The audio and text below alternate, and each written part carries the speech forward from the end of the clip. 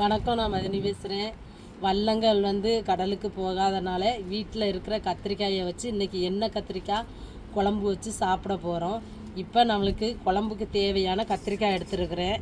இந்த கத்திரிக்காயை நல்லா கழுவிட்டு நம்ம அடுப்பில் எண்ணெயில் வதக்கி எடுத்துட்டு இன்றைக்கி எண்ணெய் கத்திரிக்காய் குழம்பு வச்சு இன்றைக்கி நல்லா கட்டியாக வச்சு சாப்பிட போகிறோம். வாங்க, கத்திரிக்காயை நல்லா அலசிட்டு நம்ம கட் பண்ணி எடுத்துக்கிடுவோம். குழம்புக்கு தேவையான வெங்காயம், பூண்டு, தக்காளி, மிளகாய் எல்லாமே அத்தை நறுக்கி தருவாங்க. இப்போ அவங்கள்ட்ட தான் கொடுத்துருக்க வெங்காயம்லாம் உரிச்சிக்கிட்டு இருப்பாங்க. நம்ம கத்திரிக்காயை அலசிட்டு கட் பண்ணிக்கிடுவோம்.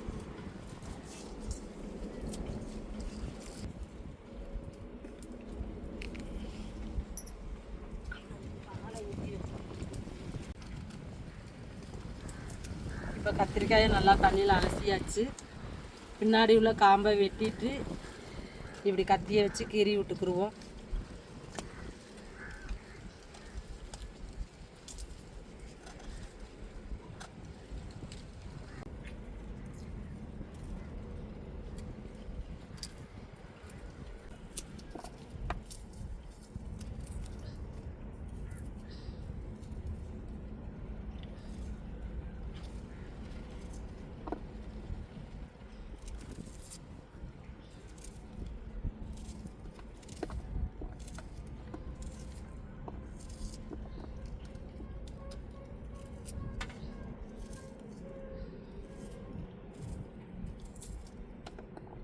அரைச்சி எடுத்துக்கிடுவோம். தக்காளியும் அரைச்சி எடுத்துக்கிடுவோம்.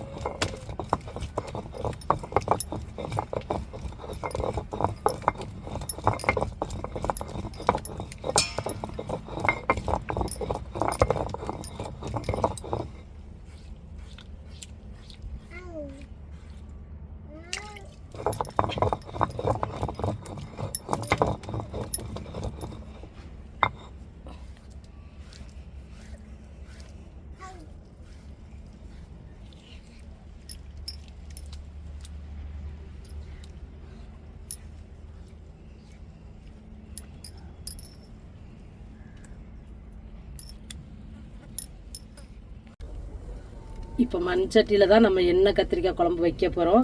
இப்போ கத்திரிக்காயை நம்ம வெட்டி வச்சுருக்க கத்திரிக்காயை எண்ணெயில் நல்லா வதக்கி எடுத்துக்கிடுவோம்.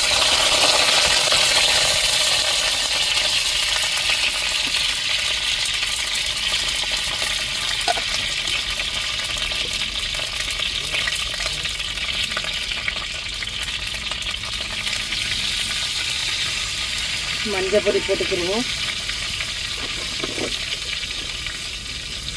கொஞ்சம் தூள் உப்பு சேர்த்துக்கிடுவோம்.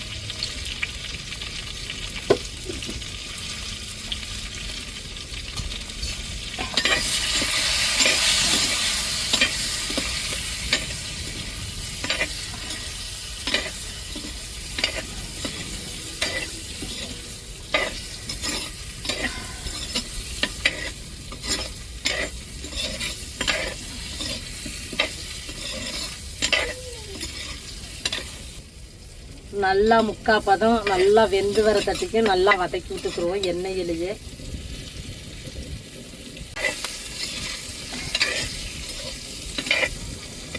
கத்திரிக்காய் நல்லா நிறம் மாறி இருக்கும். இப்போ முக்கால் பதமாக வெந்தாச்சு. இப்போ எடுத்து ஒரு பாத்திரத்தில் வச்சுருவோம்.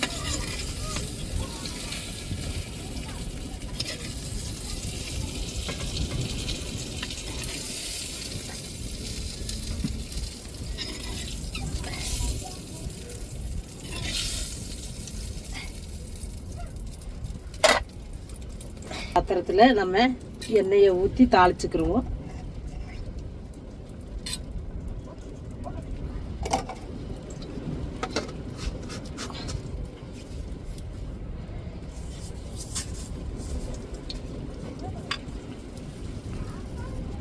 கடுகு உளுந்து சேர்த்துக்கிருவோம். கருவேப்பிலை சேர்த்துக்கிருவோம்.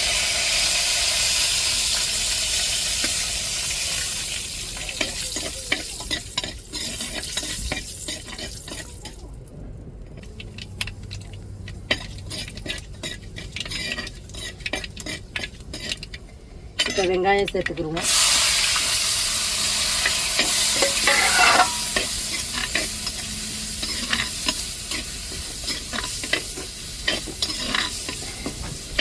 இப்போ நம்ம அம்மியில் அரைச்சி எடுத்த பூண்டையும் அப்படியே வெங்காயத்தோடு சேர்த்து வதக்கிடுவோம். அப்போ தான் அந்த பச்சை வடை மாறும்.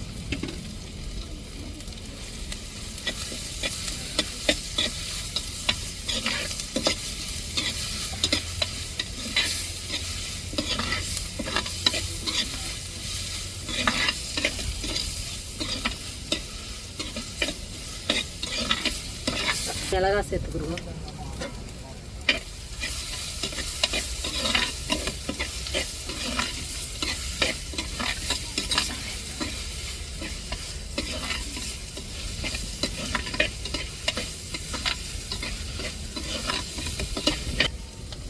இப்போ வெங்காயம் நல்லா வதங்கிருச்சு. இப்போ தக்காளியும் சேர்த்து வதக்கி விட்டுக்குறோம்.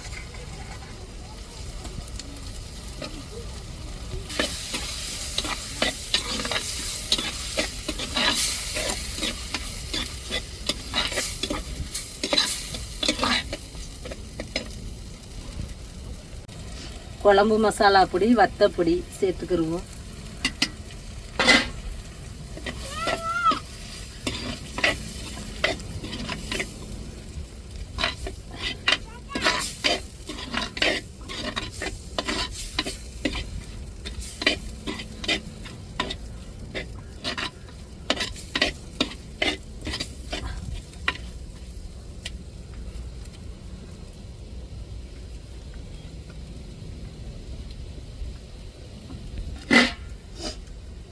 இப்போ நம்ம கரைச்சி வச்ச புளி தண்ணியை சேர்த்துக்கிருவோம்.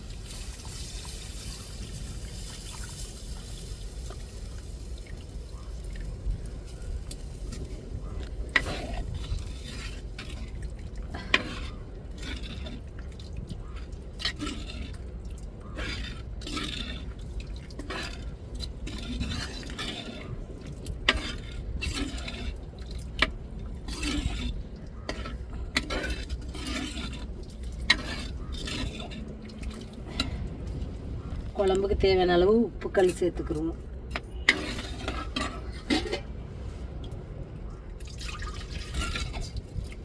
இப்போ தட்டை போட்டு மூடிடுவோம். நல்லா 2 கொதி கொதிச்சு வரையும் நம்ம கத்திரிக்காயை சேர்த்துக்கிருவோம்.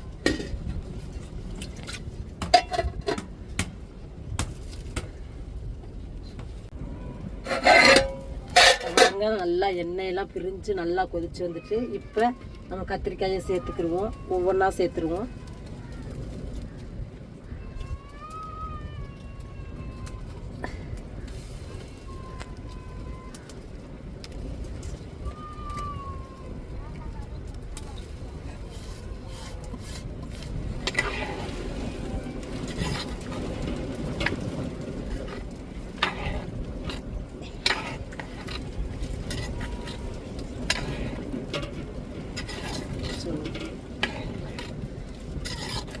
எண்ணெய் கத்திரிக்காய் குழம்புல வந்து சிறிதளவு வெல்லம் இருந்துச்சுன்னா ஒரு இஞ்சி துண்டு அளவு வெல்லத்தை சேர்த்துக்கோங்க.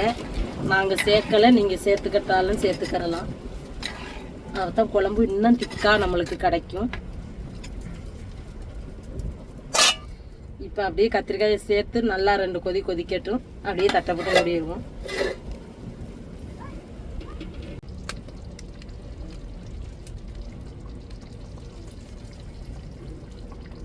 எண்ணெய் கத்திரிக்காய் குழம்பு ரெடியாகிருச்சு. பாருங்கள், கொதிச்சு அந்த எண்ணெயெல்லாம் எப்படி பிரிஞ்சு போகுதுன்னு பாருங்கள். குழம்பும் நல்லா திக்காக கிடச்சிட்டு நம்மளுக்கு.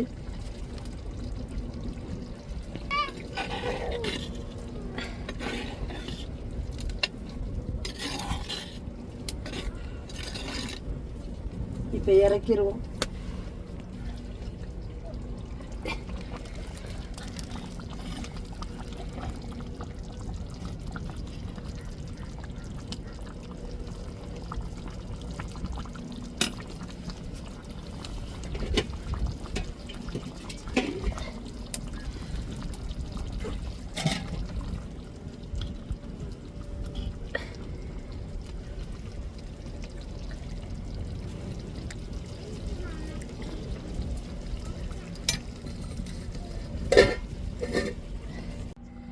எண்ணெய் கத்திரிக்காய் குழம்பு ரெடியாகிருச்சு. இப்போ சாதத்தோடு நம்ம சாப்பிட எவ்வளோ டேஸ்ட்டாக இருக்குன்னு சாப்பிட்டுட்டு சொல்கிறேன்.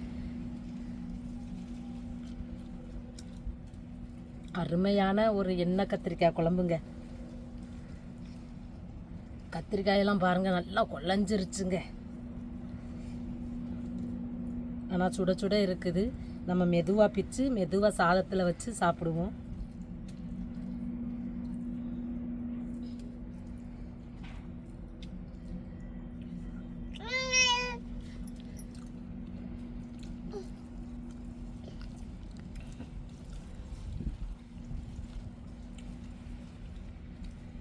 அருமையான எண்ணெய் கத்திரிக்காய் குழம்பு சாப்பாடுங்க.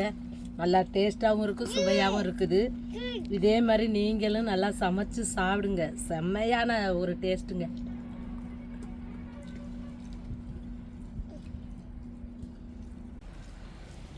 ஏன் எண்ணெய் கத்திரிக்காய் குழம்புக்கு வெல்லம் சேர்க்குறாங்கன்னா இஞ்சி துண்டு அளவுக்கு அந்த குழம்பு புளிப்பும் இனிப்புமாக இருக்கணும். அப்போ தான் டேஸ்ட்டு இதோட சுவையாக இருக்கும்.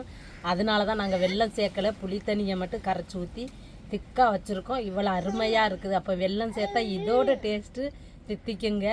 அதனால தான் நீங்கள் வெல்லம் சேர்க்குறதா இருந்தால் நீங்கள் சேர்த்துக்கோங்க. நாங்கள் சேர்க்கலை. உண்மையிலேயே சாப்பாடு அருமையான இன்றைக்கி எண்ணெய் கத்திரிக்காய் குழம்பு சாப்பிட்ற செம்ம டேஸ்ட்டுங்க. நீங்களும் குடும்பத்தோடு சமைச்சு சந்தோஷமாக சாப்பிடுங்க. இந்த வீடியோ உங்களுக்கு பிடிச்சிருந்தால் லைக் பண்ணுங்கள், ஷேர் பண்ணுங்கள், கமெண்ட் பண்ணுங்கள். எங்களுக்கு ஆதரவு கொடுத்து சப்போர்ட் பண்ணுங்கள். எல்லா பேர்த்துக்கும் மனமார்ந்த நன்றிகள். மறக்காமல் எங்கள் சேனலை சப்ஸ்கிரைப் பண்ணிடுங்க.